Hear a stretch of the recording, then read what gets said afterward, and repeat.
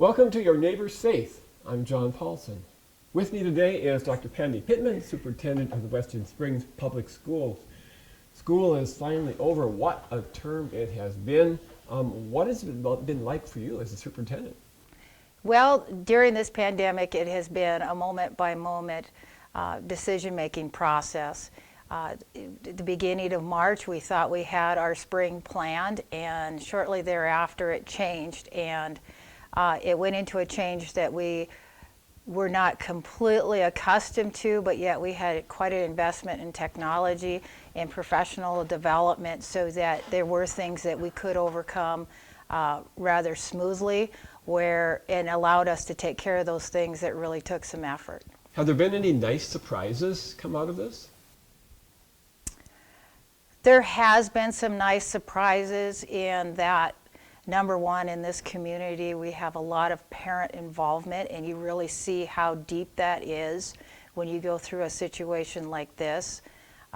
You also find out how committed your staff is, whether it be finding ways to help teach kids in a completely different learning environment or coming together to get the meal bundles ready and served to the kids. You find out who's the hardiest during these situations, but yet you find some neat talents that you didn't know were there in some people. What kinds of discussions are there going into the fall?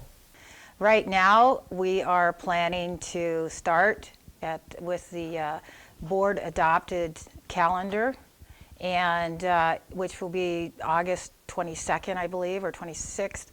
But we plan to do things as normal. We're putting in purchase orders as normal. We're putting together school lunch menus as normal, and we'll see what happens. I'm confident after what we just went through that if things do change, we can make the change.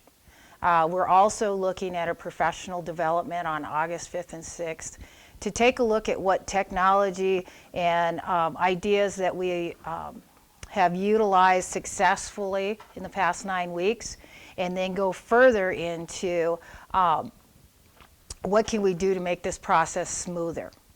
And I don't know how this upcoming school year will go. I don't know if we'll start school normal and then go into remote and come back out. I'm not sure how this is going to impact. And this may not be the last time that we see a virus or a disease that comes through that we have to get prepared for. You know, you look in the Bible, in Matthew, Luke, and Revelations, and it warns us of diseases. So where are we going from here? Is it time to sit down with the scriptures and say, hey, it's here in the black and white. How do we react to it? How has your Christian faith equipped you to respond to this leadership challenge? Well, at first it wasn't hard, or it wasn't easy, because it's like, no, I don't want to do this. You know, and there's times, you know, like when Shadrach, Meshach, and Abednego went to the furnace. You know, it was, you're going to go to furnaces in your life. And sometimes you get right up to the furnace and God rescues you. Sometimes you're in that furnace and you got to remember that Christ is standing right in there with you. And if you perish, you perish. That's God's plan. Now, going into this, you know, it wasn't so much perishing, but how can I withstand this? And I was standing in a furnace, and I had to remind myself that Christ is standing here next to me during this time. Did I enjoy the process? No. But did I make it? I feel more confident today after going through this storm in my abilities as a leader to take this on and come out again. And regardless if I want to or not, I've walked away from this experience with more tools and new abilities. I was exhausted. I couldn't sleep. I couldn't think straight. It was hard.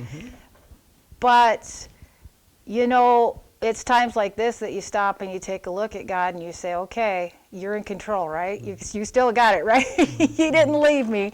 And no, God doesn't leave you, even when you're in the furnace.